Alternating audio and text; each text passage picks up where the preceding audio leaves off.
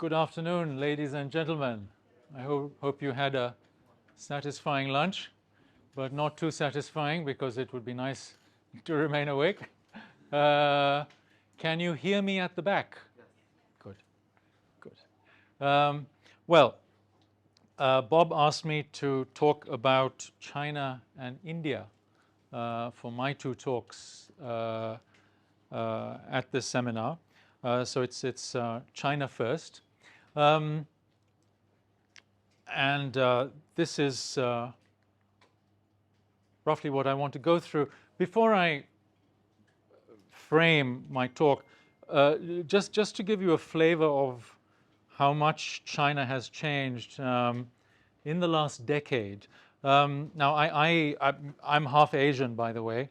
One half of me is British, the other half of me is from Sri Lanka.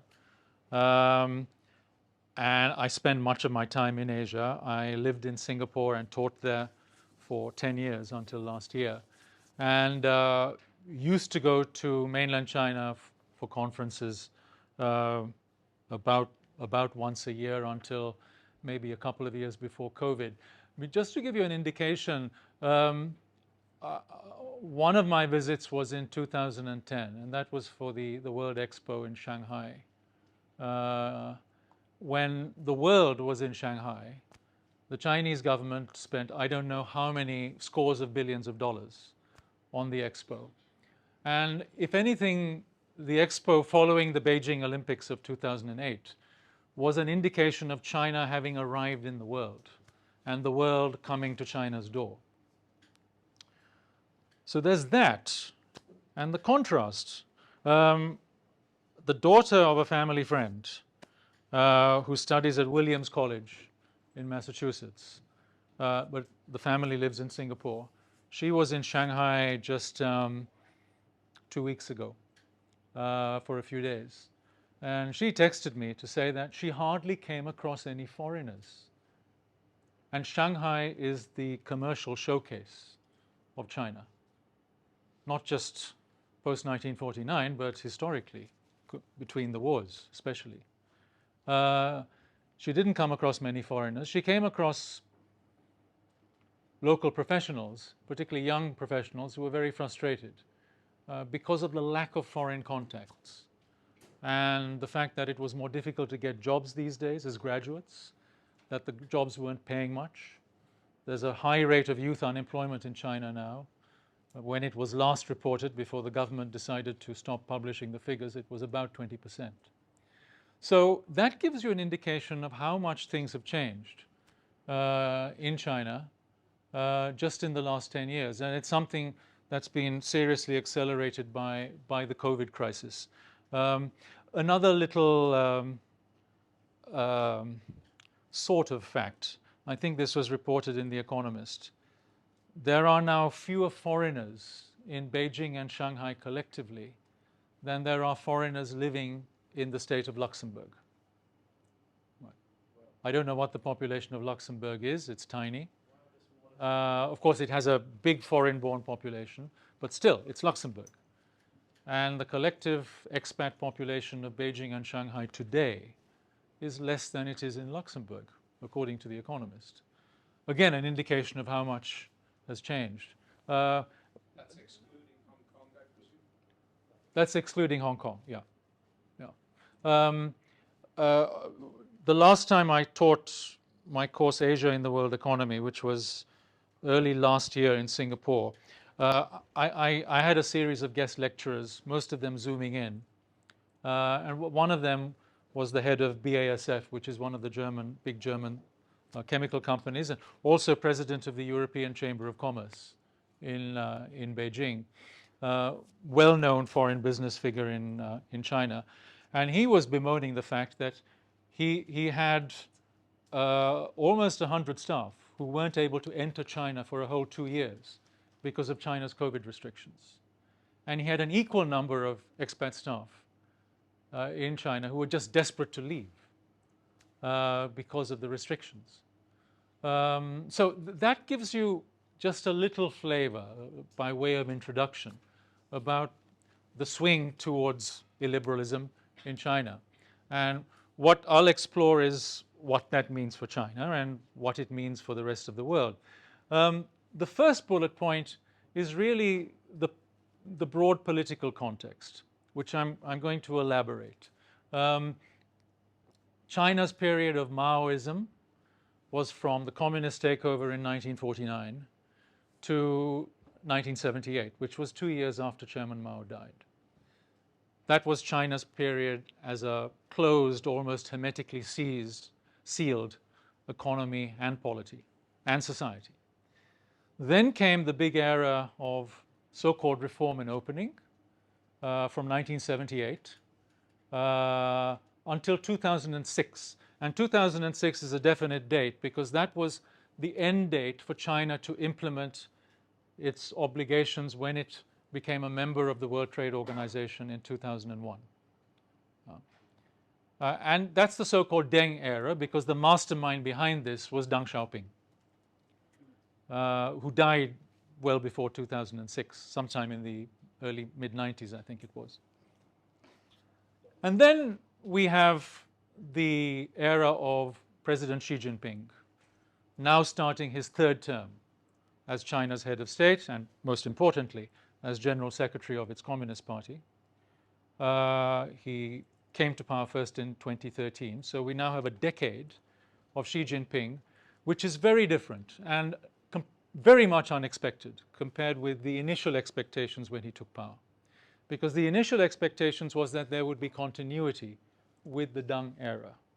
Rather, what we've seen is a reversal to much more political control, to a much more state-directed role for the economy, which I will label mercantilism, and also to China asserting itself much more as a great power in Asia and elsewhere, very much in contest with the United States, and very much now China asserting itself on an agenda to write its alternative rules for the world economy in contradistinction to the US-led world order post-1945. So that's my, if you like, my very big frame. And I'm going to use that to explore the following points on the Chinese economy, starting with trade and foreign investment and technology. And then towards the end, I'll talk a little bit more about the political system and what its prospects are, because to understand China's economy and to understand China's economic impact on the world, we have to at least have a minimal understanding of the nature of the Chinese political system. They're intertwined. And I'll say something finally about China in geopolitics and the governance of the world economy, the rules for the world economy, as it were, and how they are being rewritten partly by China. So that's my, as we say in cricketing countries, which includes the United Kingdom and Sri Lanka, that's my batting order. So let me start with three important economic points about China. Sometime in the 2000s, China became what I think Martin Wolf of the Financial Times, the lead economics columnist of the Financial Times, called one of the big three, meaning this. For the first few decades after 1945, there was the big one, meaning the United States, meaning that the United States economy, changes in it, reverberated around the rest of the world, not just on trade and investment, but also on domestic stuff happening in the United States, simply because of the bigness of the American economy. Let's say by the 1980s and the 1990s, the European Union collectively, now caveat of course, it's not a unified nation state, it's still fragmented in many ways, but if we take the European Union economy collectively, became part of the big two. By the noughties, China had joined them, meaning that, let's say for the last 15 to 20 years, the Chinese economy has become so big, it's now about 18% of the world economy, that what happens in China, not on everything, but on a lot of things, inevitably reverberates and ricochets around the rest of the world. So policy made in Beijing really does have a global systemic effect. But that's only been the case, let's say, for the last 15 years or so. So that's my first big economic point. Second one is this. It matters even more if you're in Asia, in East Asia, in Southeast Asia, to a lesser extent in South Asia, because that's China's backyard. So Asia has become more China-centric, and we see that in a number of countries where the United States has been displaced by China as their major trading partner. And that's more countries in Asia than not. Second point. Third point, the first 2 points were really reinforced by the global financial crisis of 2008, because while the West shrank briefly and then recovered slowly, China powered ahead with growth rates of 8 to 10% for a good few years after the financial crisis, because China didn't suffer a global financial crisis, nor did many other countries outside the West. So those are 3 big economic points. Just to illustrate those points, if you just look at those charts, this is from a McKinsey Global Institute report that came out just before COVID. China is now more than a $13 trillion economy, but if you look at projections, say, to 2040, even if you look at the more conservative projections, and they are now becoming more conservative because of China's growth slowdown, the Chinese economy at market prices will be roughly equivalent to the North American economy. Right. It's not a certainty, of course, but that's at least one projection. This gives you an indication of how much China has changed in terms of people's living standards. They're probably 12 to 13 times higher now than they were in the late 1970s. I mean, that just gives you an indication from the mid-90s. And China has now surpassed the World Bank's threshold for being a high-income economy, more than $12,000 a year. Right.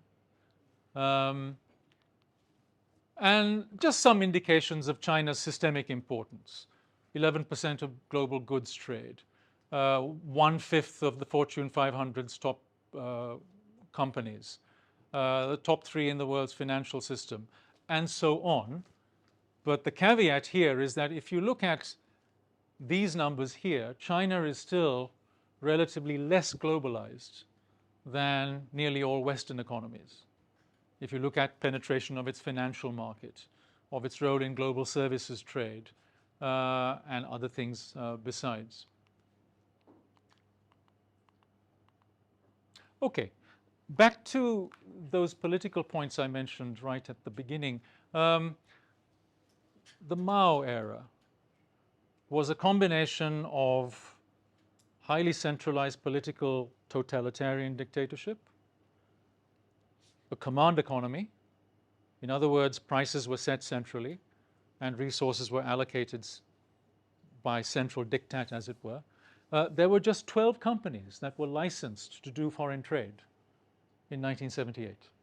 Just think about that. Compared with the, I don't know how many scores of thousands, hundreds of thousands, if not millions today.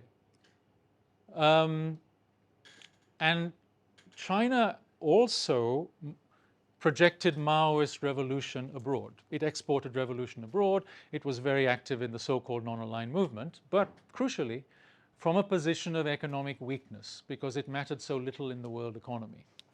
So in that sense, its foreign policy didn't carry as much clout as it could have. Then we come to the reform and opening era. Gradual reforms, particularly through the 1980s, opening up the domestic market, especially in agriculture, allowing in some foreign firms. But the really big opening was between the early 1990s and 2006, when we saw historically probably the biggest combination of liberalization and globalization that the world has ever seen. Not surprising, because we're talking of over 1 billion people in the country. Right. That on the economic front. On the political front, continuing dictatorship. You can put the two together in a label, market Leninism, where the political system remains Leninist, but the economic system reforms in a market direction. That's China. That's also Vietnam today. Not many countries, but those are the two main ones. And then externally, the foreign policy of Deng Xiaoping was basically to become what in American parlance is called a responsible stakeholder, which means other people adopt American set rules, obey the rules, and everyone's happy. And Deng Xiaoping's calculation was he wanted China to grow as fast as possible and get as many millions of people out of poverty as possible. And to do that, China had to adopt and obey and enforce rules set by other people, particularly the United States post-1945. So that determined China's attitude and action, behavior in the WTO, in the IMF, in the World Bank, and so on.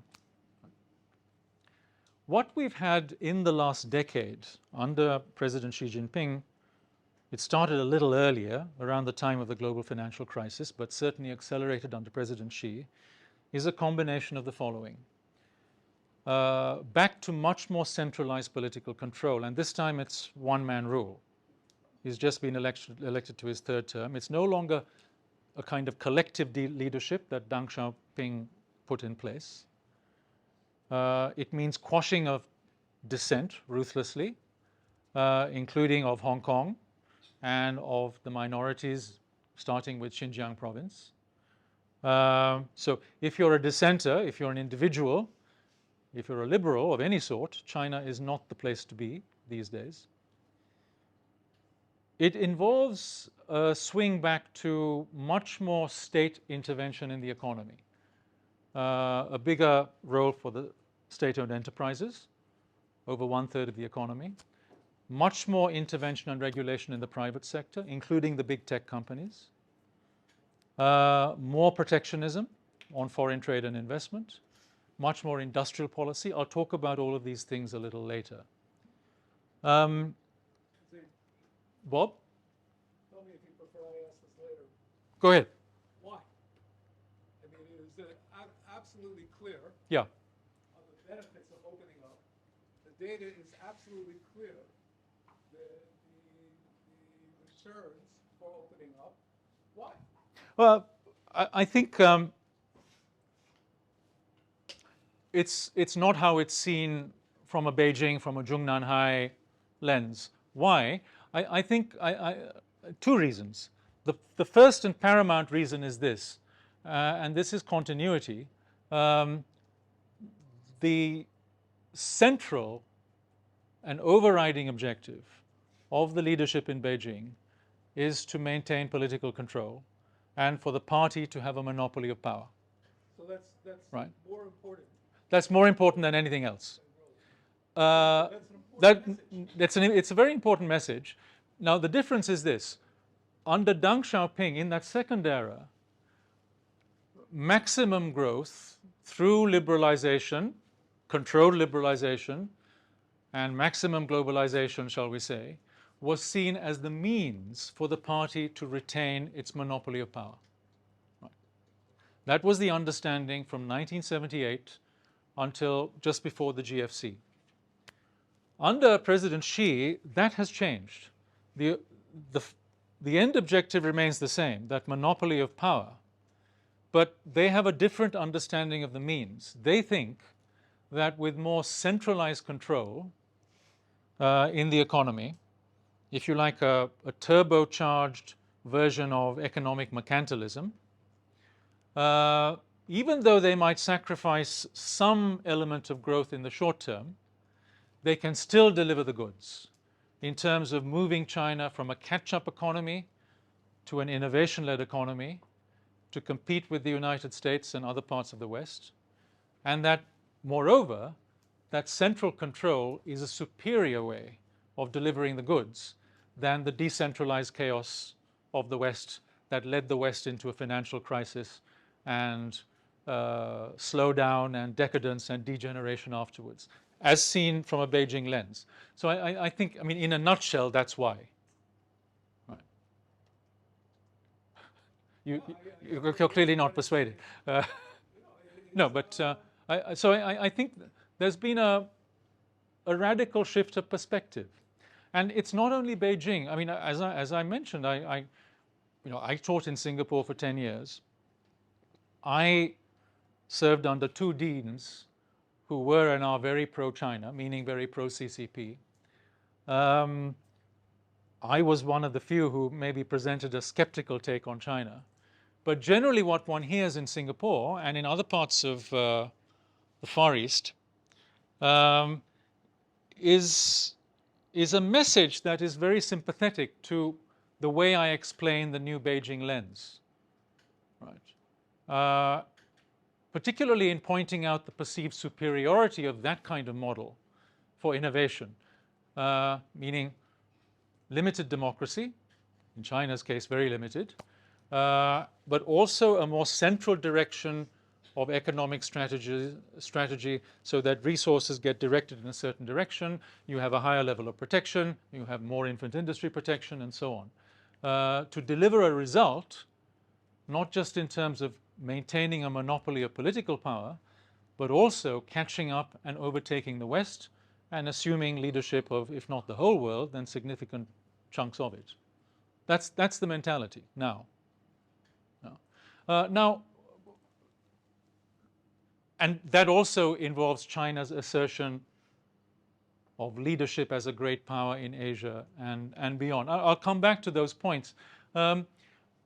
But that leads me to that last bullet point there. Oh, and by the way, please follow Bob's precedent. If you want to raise an issue and talk about something, feel free to interrupt me. Yeah. Just one point. You mentioned that the goal of the CCP was to always maintain power. Yeah.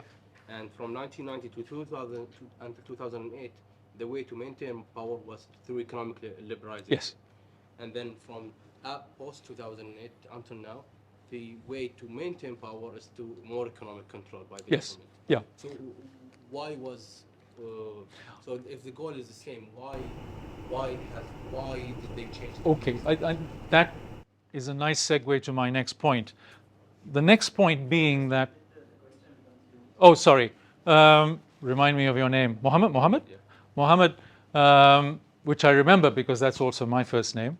Mohammed's question was why this, following on from Bob's question, why this shift of perspective in Beijing? How does one explain it? Clearly, it's not come out of a vacuum. Well, the next point I was going to make is the following. It's about size and bigness in the world. And it has a historical parallel as well. In the Deng Xiaoping era, China was still, to put it in somewhat more academic terms, still a rule taker in the world. Right? Remember Doug Irwin talking about countries with market power in products like oil. Well, China did not have market power in most things. If you apply that analogy to rules, the leadership's idea was that it simply had to follow the rules that were already set in order to benefit, such as joining the WTO, where all the bargaining cards were on the other side. China had to, in quotation marks, concede so much in opening its economy in order to join the club. But then roughly in the mid-2000s, I think China acquired sufficient critical economic mass to become one of the big three, to make that transition from a rule taker to a rule maker. So with that size and with that economic clout and realizing what influence it then had to change things not just in China but around Asia and around the world, came the realization in the portals or behind the portals of Zhongnanhai, which is the leadership compound right next to the Forbidden City in Beijing, that, we are China. Historically, we were humiliated. We had to accept the rules of others while we were growing. But now we're big enough to assert ourselves on the international stage. So we don't have to take the same kind of SHIT, as it were, from the Americans and others. And we're now going to write our rules for the world. in other words, become a rule maker, and they're going to be different rules from the rules that were negotiated at the Bretton Woods Conference and the Havana Charter for International Trade, and so on. Now, the historical parallels are this. Something similar happened with Japan and Germany in the last, let's say, third of the 19th century and until the end of the Second World War. So if you look at Prussia, there was a period when Prussia was relatively liberal, when it was, if you like, a rule taker. That ended in the 1860s. Right. Then, of course, Germany unified. Germany acquired a certain size, and Germany thought it could compete with a different set of policies, not just on the economy, but also on security, and compete with the top dog at the time, which was the United Kingdom. You had a similar trajectory in Japan. Doug Irwin mentions Japan's opening after Commodore Perry's black ships entered Tokyo Harbor in 1853, was it? And then the Meiji Restoration. There was a period of about 2 or 3 decades when Meiji Japan was relatively liberal and open. But come the 1890s, it became, like the unified Germany, much more interventionist domestically, economically, also more political control, and then more assertive externally as a mercantilist power to compete against the established power at the time. Now, those historical analogies are somewhat worrying because both of them ended in 2 world wars. You will have some realist professors of international relations, such as Professor John Mersheimer at Chicago, who predict a similar future for the US-China contest today and in the next few decades, or come close to predicting that kind of future. Let's hope it doesn't get to that point. No. Okay. Now, that's my overall frame to going through aspects of the Chinese economy. Do you have any points you want to raise before I start talking about trade and foreign investment and so on? Bernie? Yes. Razeen, things may not be quite as bleak because in the U.S., that's generally when they reestablished the international order, ashes in World War II and during the war. They were careful to leave certain negotiating points on the table, Yeah. and not ask for 100%. Sure. The communist regime in Beijing asks for 105% generally. That screws their partners every opportunity they get, either directly or indirectly. So there's a lot of animus people who sign development regime. That's the first point. The second point is, and I ask this as an open question, are we observing peak China now, given that it's Yeah.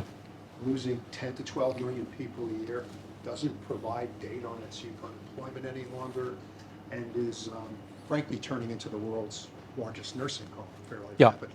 Yeah. Second question I will leave for later, Bernie, because I'm coming to all of that subsequently. On your first observation, oh, do you want to? Speak up? Okay. I'll Yes, speak up. just repeat both points quickly, please, Bernie. Okay. That after World War II, the United States made a point in negotiations in Bretton Woods and other international structures to leave certain items on the table that sometimes went against American interests directly, or short-term interest and internal political interest, purposefully to make sure that this would be an enduring agreement, realizing that partnership involves give and take. China has by and large, or the communist regime in Beijing, has by and large taken a different tack where they've screwed their partners either directly or later on they find out. Yeah. I think the what I don't disagree with what you said. What I would just that kind of stuff. well, I think two additional points. Firstly, agree completely with what you said about the American approach post 1945. I think we might be seeing a radical break. It started with the Trump administration, and it certainly continued and been reinforced by this administration. A radical break meaning a rejection, or at least a partial rejection, in Washington and among the political elite of the foundations of that US-led order post-1945. And that was, if anything, encapsulated by Jake Sullivan's speech, where he talked about a small, a high fence, small yard, where, I mean, implicit in that is a repudiation of what successive US administrations have done in terms of international economic leadership for several decades. So that's, I think, a big departure on the American side of the fence.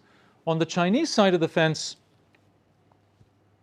I agree, but I think in that Deng era, there was definitely more Chinese give and take than there has been subsequently. And subsequently, I mean, you will find what's left of the relative liberal constituency in Beijing who can't raise their heads above the parapet, least of all speak out in public, having those reservations about Xi Jinping and the people around him. That policy is counterproductive because it's sending others into the arms of alternative alliances. Yeah. I'm from Israel. As you stated, you're saying China is moving from a rule taker to a rule maker. Yes. And my question is separated to two.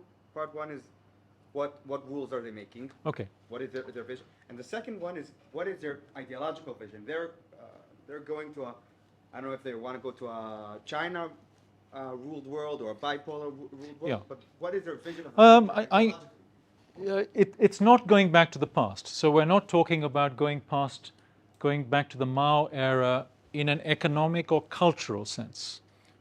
In a political sense, much more continuity, yes. It's not going forward to what most of us in the West perhaps had hoped for or thought would happen around the time China joined the WTO. And I'm a bit of public self-confession here. You know, if I think back to what I was thinking and saying 20 years ago, I was probably being far too optimistic on China moving, if you like, in a then linear direction. In other words, more liberalization, more globalization, and with it, even though it was not going to become a liberal democracy, maybe some elements of political loosening, so that individuals would have freer daily lives, and maybe there would be some modest experiments in democracy with a small d, perhaps at local level. That was the talk of the time, and particularly pronounced in the Clinton administration. And as we've found out, that's been wildly optimistic and misplaced. It hasn't happened. Which is not to say that China liberalizing and globalizing and joining the WTO were bad things, which has also become a kind of semi-consensus these days, particularly in the United States. I mean, I would very strongly disagree with that. On balance, I think those were still very good things. On China rewriting the rules, that's again something I'll come to. Okay, let me say something about what's been happening on these fronts: trade, foreign investment, technology, infrastructure. In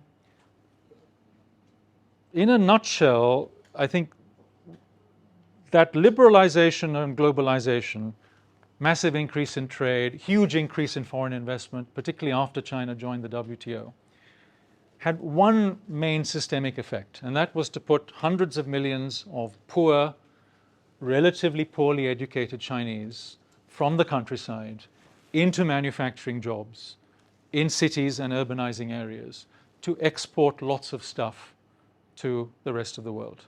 In other words, China specializing in labor-intensive exports. Right.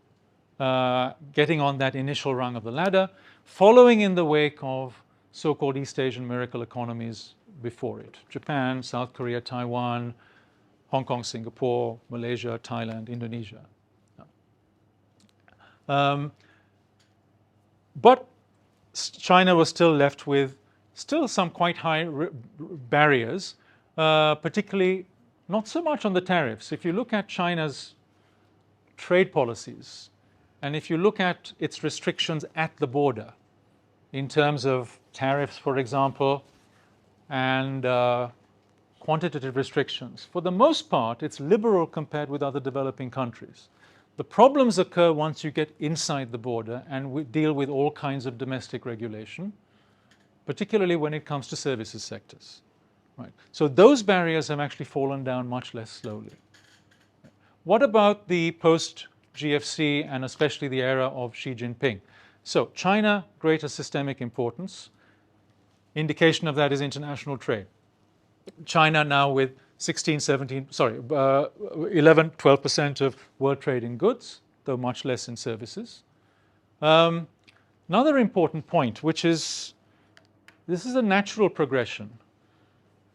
In a soundbite, China depends less on the world depends more on China, which is also what's happened to the United States and to Europe.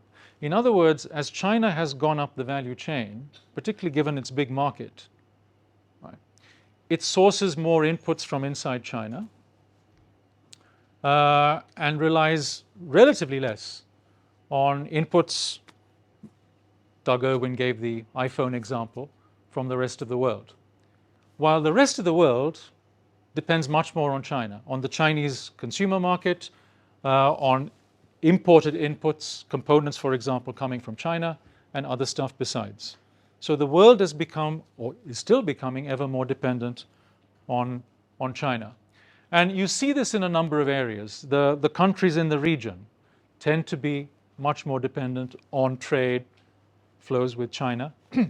Countries that export raw materials, like Australia and Indonesia, also very dependent on the Chinese market. Countries with sectors that are relatively high-tech, cars, for example, the German big three car companies, you're talking of close to 20% sales in China. Tesla, over 20% of Tesla's sales are in China. Apple, 90% of Apple's manufacturing for iPhones, tablets, other devices is still in China. Right. So in some areas that are quite bunched, you still have huge dependence on China, either as an end destination market or as a market where you have outsourced your manufacturing and you have a complex ecosystem around that manufacturing, as Apple does with its devices. Another area, rare earths.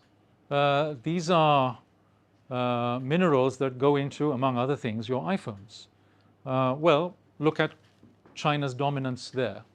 And this has become a very big national security issue in the United States and Europe. So-called critical minerals that are going to be very important for the clean energy transition, like copper, lithium, cobalt, and so on, that go into things like making solar panels and wind turbines and batteries for electric vehicles. The key thing here is that China exercises disproportionate influence, not so much in extractive mining, but in refining, in the processing of these products, often with foreign ownership in parts of Africa and elsewhere. So that gives you an indication of increasing dependence on China.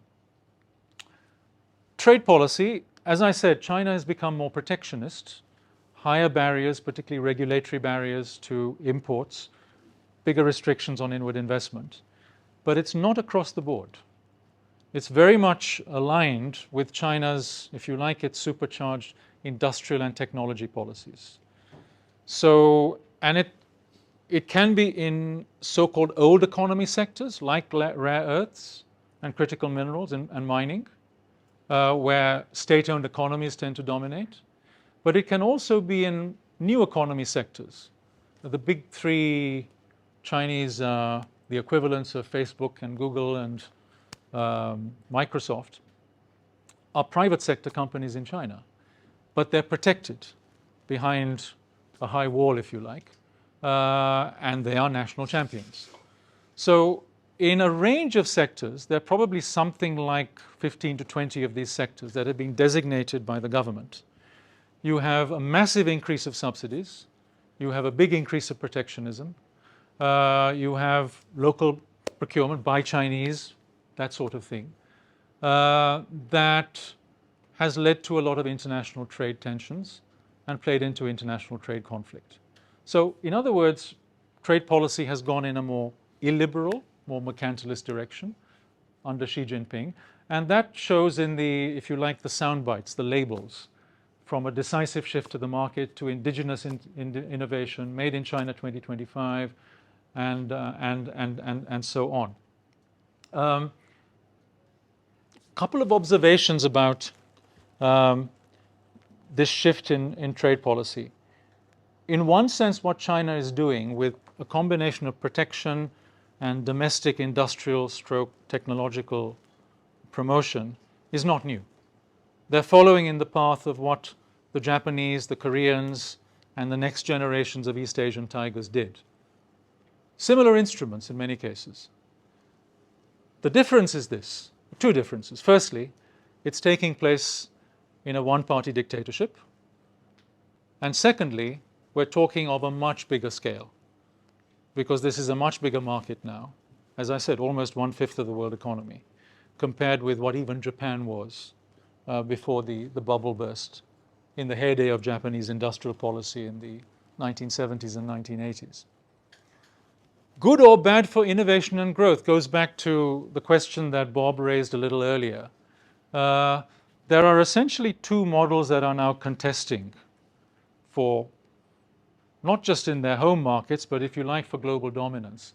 One is something that I think most of us here would be more comfortable with, namely that the state, the government, if you like, provides a kind of framework and acts preferably as an impartial referee, and otherwise it's left to a decentralized market, especially for innovation.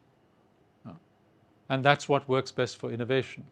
What China is presenting to the world, and China has its admirers in other parts of the world, is a contrasting model of a state-directed economy that can marshal whatever knowledge is out there, now with the help of AI, you raised that question earlier, to plan longer term and to, if you like, prioritize in certain areas, including the new technologies, that can outcompete the West. So you have that contest playing out.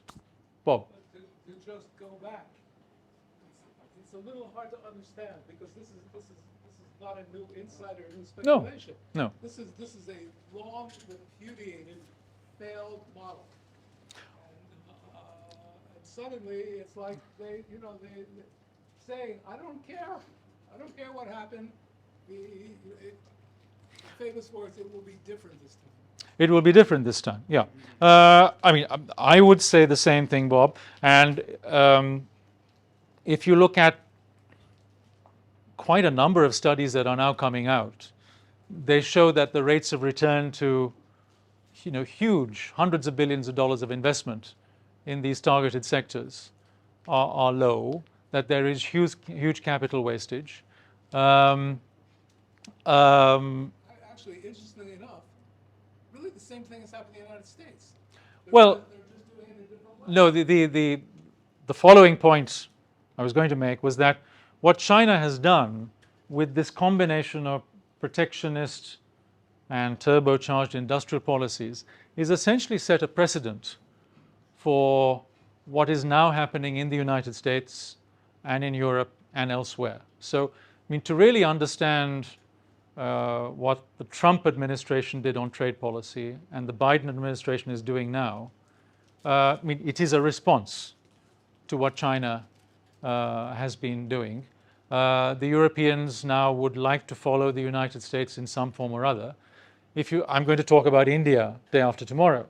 We see echoes of this with a revival of industrial policy and trade protection in India. We see it in Indonesia. We see it in other places besides. So it's become a worldwide trend.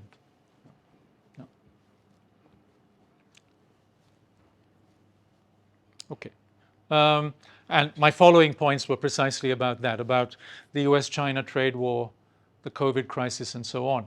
I mean, just to give you an indication of what conventional thinking now is, it is in effect a new age of mercantilism. Trade policies have changed, industrial policies have changed, not just China, but in other parts of the world. As a response, we now see actual shifts in business. Global value chains or global supply chains are, if you like, the supply chain of the iPhone replicated many times in many different sectors.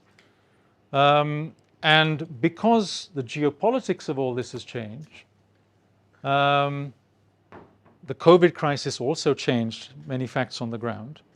You now have boardroom shifts in thinking on what to do with corporate supply chains. And what's happening now is, it's not, people talk of a wholesale decoupling of China. You will hear this particularly in some constituencies in the United States, maybe more on the Republican side these days, that we need to decouple from China. It's a national security risk. It's also an economic threat to us. So we need a world economy, US-led, but without China, so-called decoupling. Others in the United States, and that's the consensus of the Biden administration, is not decoupling. That's stupid. It's too economically costly. What we need is something more measured. The president's national security advisor calls it a small yard with a high fence. There are some areas that are a national security threat, where you have military applications, where, for example, so-called dual-use industries, where you can take a technology, apply it, say, for a consumer market, but also for the military. No Western country should be so reliant on a small bunch of rare earths or critical minerals. That is a national security risk, in addition to being an economic threat. So in these areas, we need to change policies on China, but in everywhere else, we can continue as normal and reap the benefits therefrom. Now, and that's the European consensus as well. And that's, in Europe, that's called de-risking rather than decoupling. Now, the problem is this. I mean, I'm certainly not a fan of decoupling. I think it's economically stupid. I don't think it's politically beneficial either. It's certainly bad for international relations. I have some sympathy with the de-risking argument because I'm not a utopian. There are legitimate national security risks coming out of China, given the nature of its system and given what's been happening in the last decade in particular. Therefore, like Adam Smith, policymakers, I believe policymakers, have to take those national security concerns into account and, if necessary, depart from free trade and have maybe more economic intervention domestically than would otherwise be the case. All very nice in theory. Of course, in practice, it is turning out to be much messier and costlier. So the reality that's unfolding is this. It's not a small yard and a high fence. The fence is becoming higher in terms of restrictions on China, on trade and foreign investments, and on flows of technology in particular. But the yard is becoming progressively bigger because that's the way politics and the politics of protectionism work. You cloak yourself in national security, you get protection from the US administration or from the European Commission or from the British government or the German government. You get your subsidies, you get your non-tariff trade protection, therefore you protect yourself against imports from China, and you as the domestic incumbent can keep prices high and screw the local consumer. So that inevitably we're seeing more and more of that happening in more and more sectors. I mean, again, some interesting charts from another McKinsey Global Institute study about different sectors and how they're being impacted by this new context of geopolitics and shifts in global supply chains, changes in trade and industrial policies. In some areas, we see a natural progression. So in labor-intensive industries like footwear and apparel, furniture, production is moving out of China anyway because it's too costly. It's going to Vietnam, Bangladesh. Garments is another area. But in these key areas, so-called global innovation industries, that's where you see a real dilemma. There are serious incentives to stay in China, and it's going to be very costly to move production out of China. But the political imperative is to move that production out. So that's where we're going to see this game play out. Okay, let me just take a quick check on time. I wanted to say something about China and infrastructure, because if anything, this exemplifies China as a global mercantilist power. Now, China's headline policy to roll out infrastructure, road, rail, air, and digital around the world is the so-called Belt and Road Initiative. One Belt, One Road, otherwise known as BRI. And this is the basic map of it. Not only is it across land, but it's also a maritime Belt and Road or Silk Route as well. Now, the main point I want to emphasize here is, we're talking huge numbers, probably close to $1 trillion having been lent so far for Belt and Road projects around the world. My own country, Sri Lanka, is very much enmeshed in this. In recent years, it's overshadowed lending by the World Bank, by regional development banks, and by the United States and the European countries. The main point I want to emphasize is this. The way China does cross-border infrastructure is essentially an extension of what it does at home. It's a dictatorial power rolling out hard infrastructure at home because you don't have to go through endless rounds of consulting this or that stakeholder and having public hearings and so on. You can just do it. How do they do it abroad?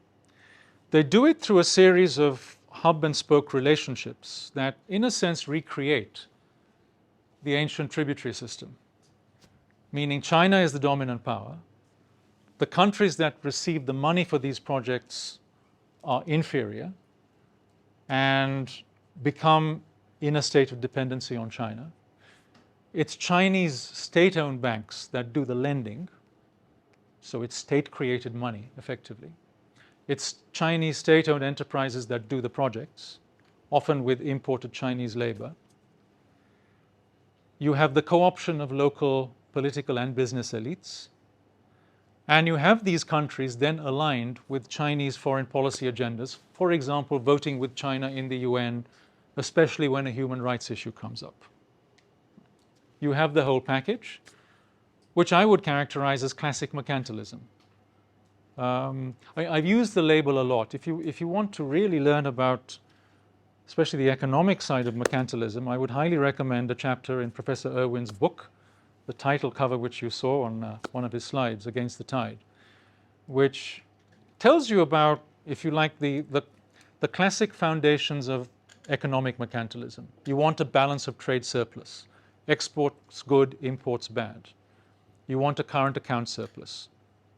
In the old days, you wanted to hoard gold or silver. Now it's a current account surplus. It's a zero-sum game out there. I win, you lose. Like in the world of oil politics. And manufacturing is tops. Manufacturing is superior to agriculture and services.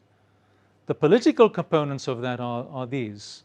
It's politics that drives economics. It's the state that drives markets. Right. It's power that drives wealth. And they're mutually reinforcing. Right. And internationally, you play the game as if it were a zero-sum one. Not we all benefit, but I benefit, you lose, if you're the competing power. Now, that's classic mercantilism. We've seen it in different eras of history. We're seeing the latest iteration of it now. The difference being, we've had a few decades of historically unprecedented liberalism and globalism. And that's somewhat different to what we saw with mercantilism in the interwar era, or mercantilism in the 19th century, or in its classic phase in the 17th and 18th centuries before Adam Smith. So hub and spoke relationships, we're increasingly seeing the negatives of the BRI. White elephant projects, huge waste, corruption, as I said, co-option of local elites, and I've seen all of this in Sri Lanka, where it still plays out, and debt distress. Countries. Examples, please. Hmm? Can you give specific examples in Sri Lanka? Yeah, so, and Sri Lanka is not the most extreme example here. So China has been first friend in Sri Lanka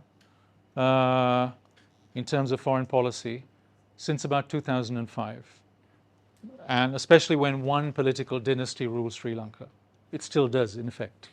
Small country, so one family rules.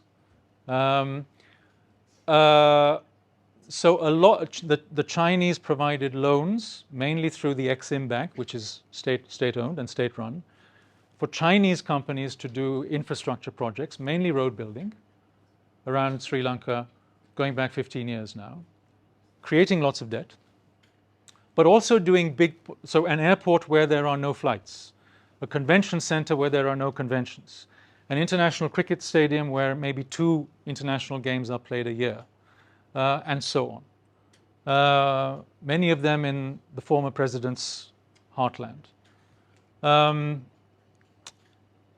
Sri Lanka voting with China in international forums. And the debt contributing to Sri Lanka's crisis situation at the moment. You know, Sri Lanka has defaulted on its official debts.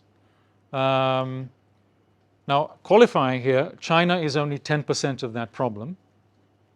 So it's made it worse, but it's not the main ingredient. If you go to Pakistan, if you go to Zambia, or some other countries in Africa, China is a much bigger part of that problem. So, and that's all wound up with a lot of these BRI projects.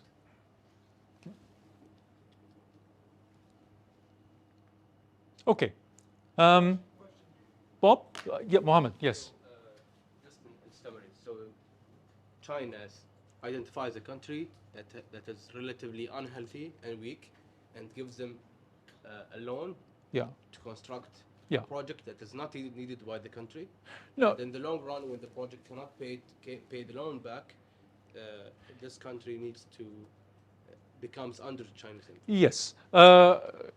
I agree with everything you said except one bit, projects that are not needed. I mean, some of the projects are not needed, but some of the projects may be needed. I mean, most studies will show you there's a big infrastructure deficit in most developing countries. So how is that going to be provided? You know, there is the private sector. Governments come in, international organizations come in, bilateral donors come in, including the United States, European countries, and Japan and China. And when sometimes the politics intrudes to such an extent that these projects simply don't make commercial sense. Some may do. I mean, the roads have made a difference in Sri Lanka, but the problem is paying for them. So there is a kind of vicious cycle, yeah, in Sri Lanka and in other cases.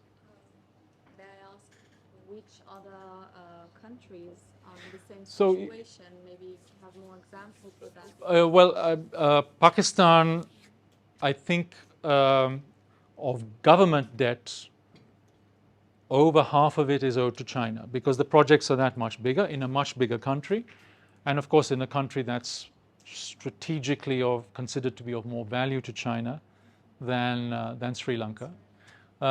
Some African countries, the country that's cropped up most in the news is Zambia, where the biggest proportion of its official debt is to China on several projects that have gone wrong.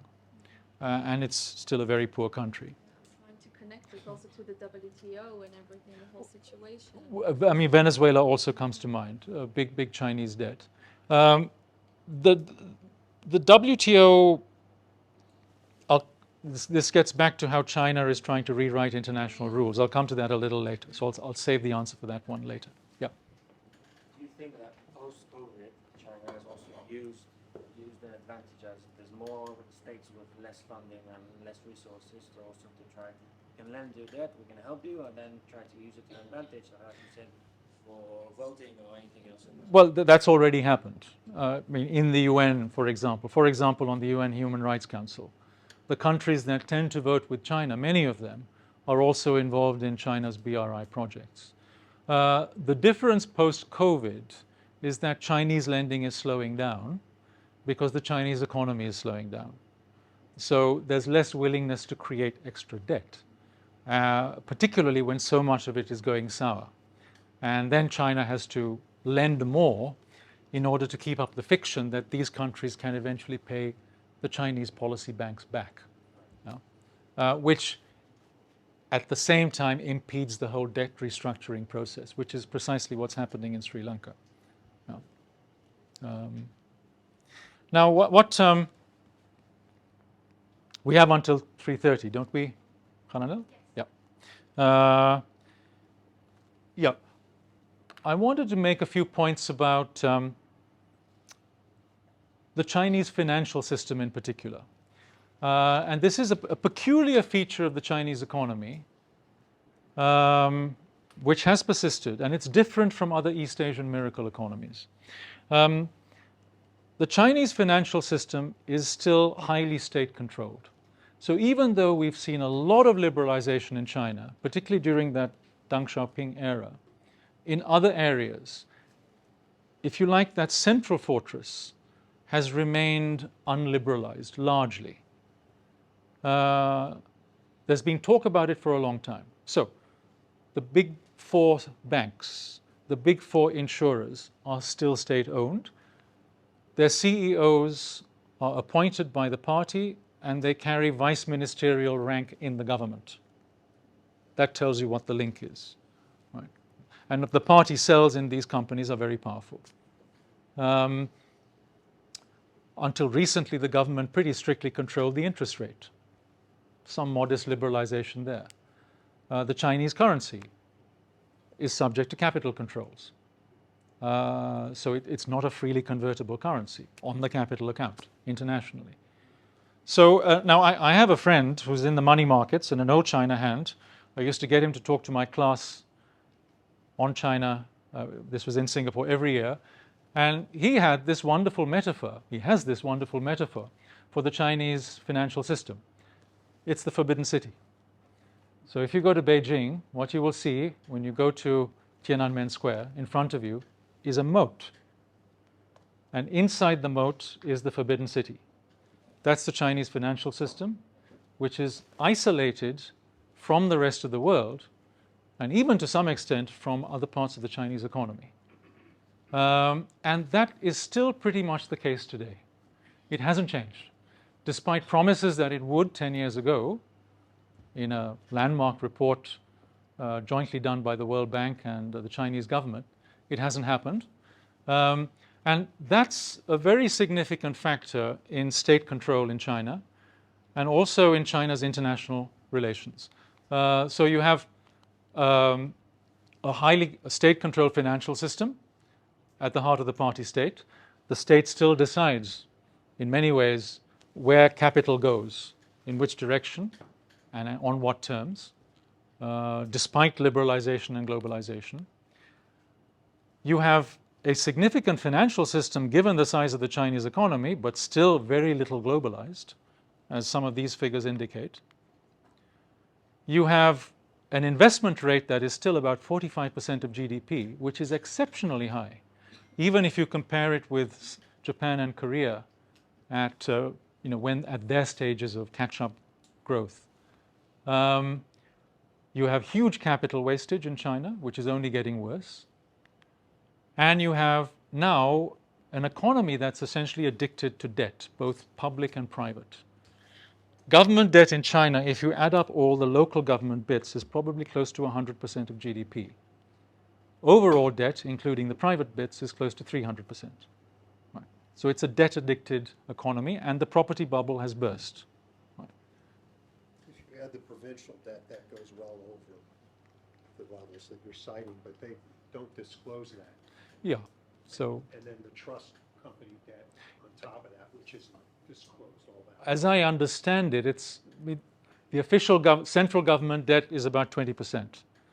If you add many of the other bits, you come closer to 100%. Yeah, But the overall economy is about 300, twice as much but 3 times as much. officially. Uh, Yeah. yeah, But the numbers, they have about twice as much debt per unit of GDP as the United States. And the other problem that they have is that the provincial governments have operated for decades on funding themselves through selling land yes, to the real estate Yeah. developers, and that has all collapsed. Yeah.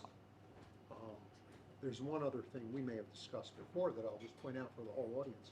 The private sector in China now is actually smaller than it was 7 years ago. yeah, All of the economic growth in China, which has occurred in the past 7 years, and then some, has been state-owned enterprises. So China, actually, if you just look at it as a private sector economy, is actually shrinking, not growing.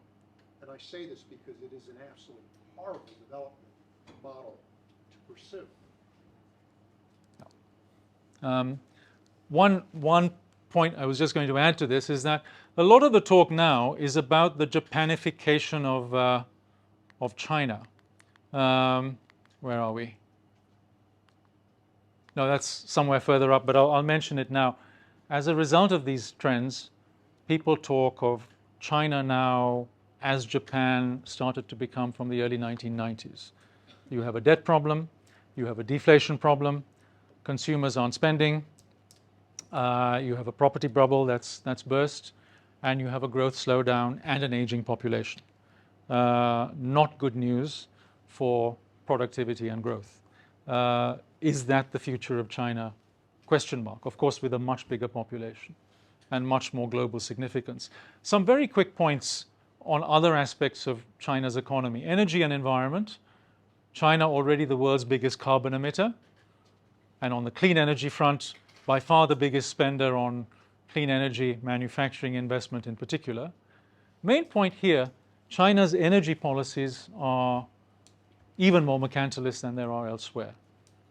So rather than relying on, say, a decentralized price mechanism, relying on the international oil market, spot prices and so on, the Chinese government goes into long-term agreements with other governments, often buying land and operations abroad for long-term contracts at assured prices. Some of this is wound up in the BRI projects. Geopolitical significance because it's one way of the Chinese, they think, ensuring themselves against dependence on the United States. Because China, as an energy importer, an increasing energy importer, depends on the US Navy to protect its energy supplies through international choke points like the Straits of Malacca. Right. So that's very much part of the rationale of the BRI for China to build alternative routes of supply for its energy over land and over sea, and not to rely on the US Navy as the global policeman, as it were. Last broad set of economic related points, demographics and urbanization. China is growing old, having grown young for so long and put all those young people into manufacturing jobs to export stuff around the world. That's changed quite suddenly, accelerated by the One China policy. So China's elderly, the over 65s are about 13% of the population now, roughly where Japan was in the early 1990s. Difference is this: Japanese living standards are about half what they are now compared with what they were in Japan in the early 1990s. So hence the adage, China is growing old before it gets rich, rather than the usual progression. This chart is worrying. It shows that about close to 60% of the population are already dependents in China, with the ratios increasing. So that's the over 65s and then the young. In demographics, the numbers you have to remember about China is 4-to-1.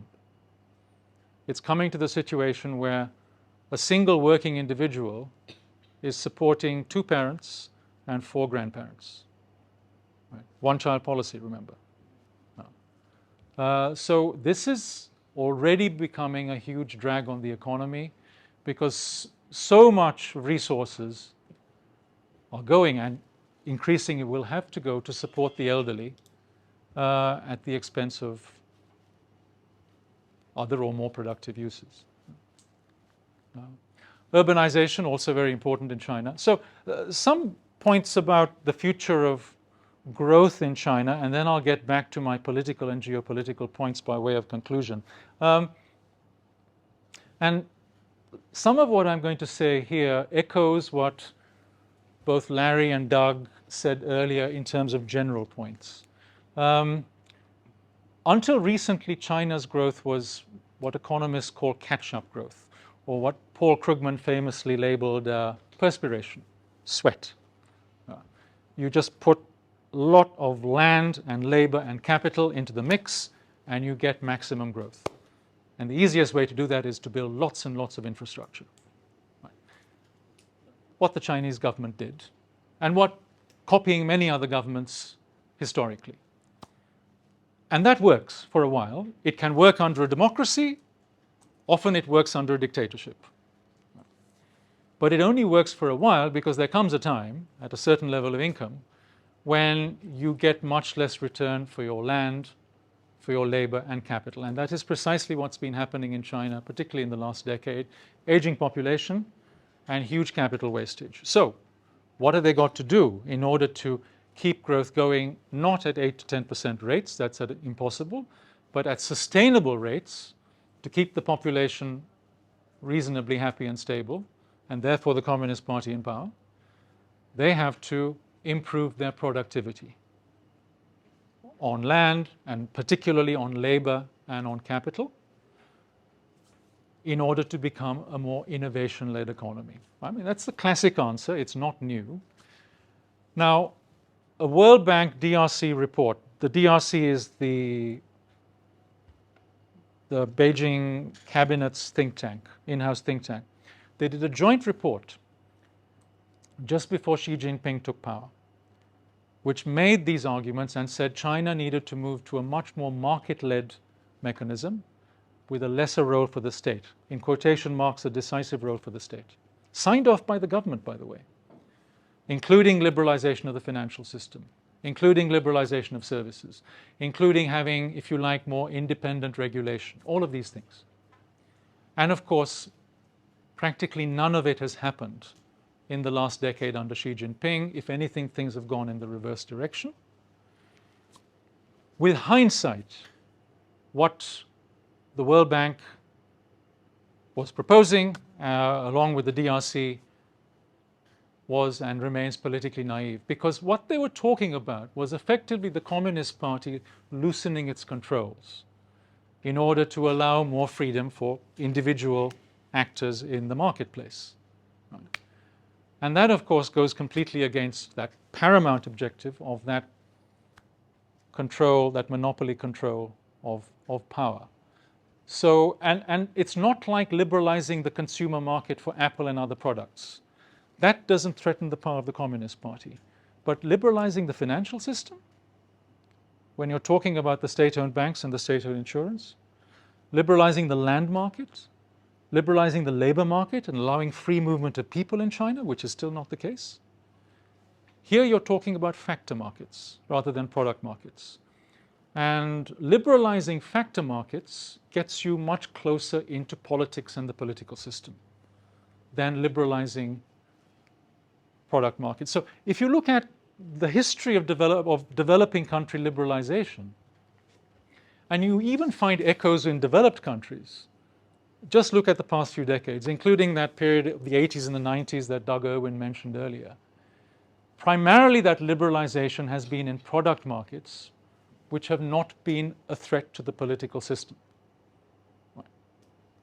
It is not surprising that we have seen much less liberalization, where we still see big yards and high fences, in factor markets, because factor markets are more political, where you're talking about the power of incumbents.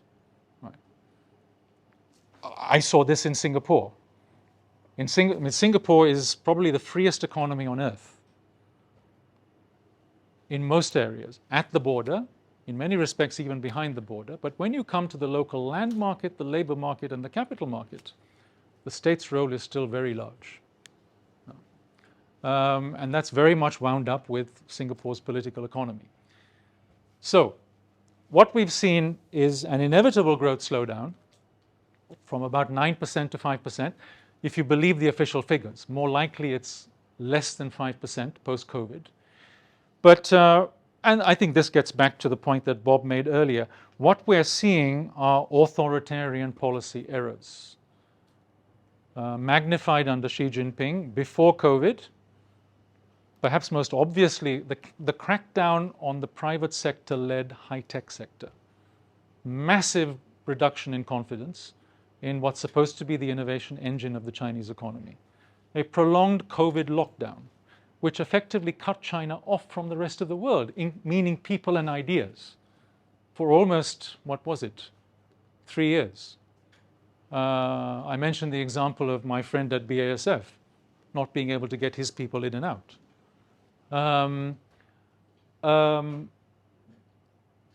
The property bubble and its bursting. All examples of going, if you like, in a further mercantilist direction. So the political system, I've talked about market Leninism and what's happened under Xi Jinping. It leaves us with, I think, the optimists versus the pessimists. Now, the optimists, including some people I know very well, and many of them are in the Far East, not just in China, say this. They say China has a unique hybrid.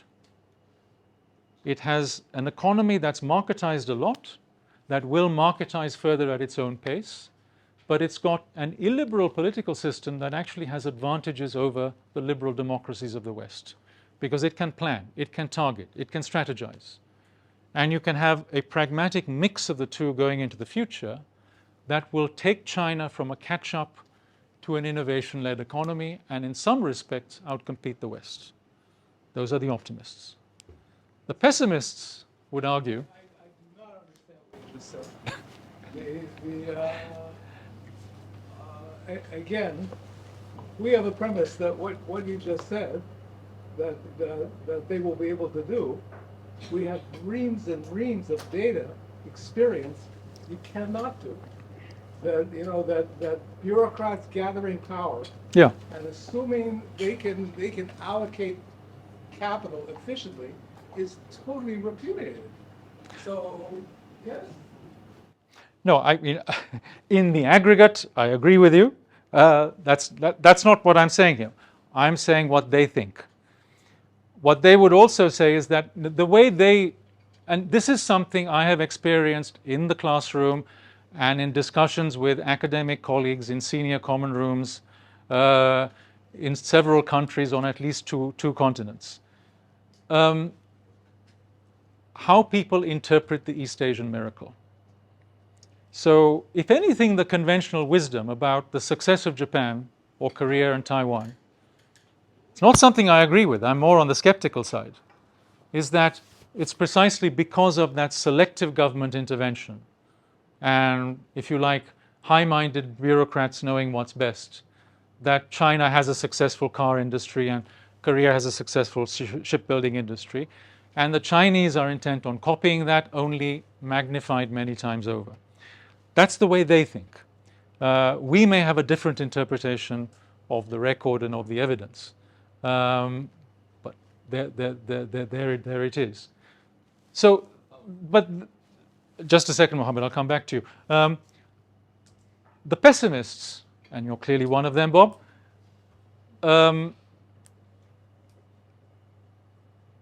the pessimists would argue that, if you this catchphrase here, that you can have a successful combination of Mao and markets, meaning political authoritarianism, economic authoritarianism, and a successful market economy is unviable.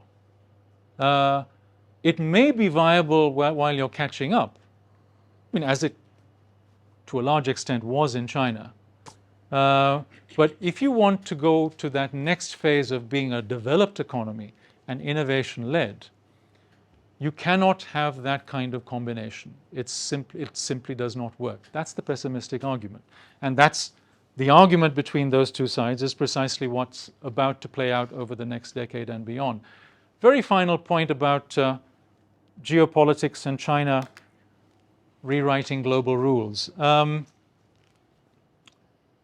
In international relations terms, this is very much about a contest between the established power and the rising power. We've seen iterations of that before. You know, the United States and Japan and Germany catching up with the United Kingdom before World War I. Western Europe catching up with the United States in the 2-3 decades after World War II. And then the East Asian tigers catching up with the West. And then, of course, China and India and others coming on board. But now it seems to be very much, in terms of great powers, a two-power contest.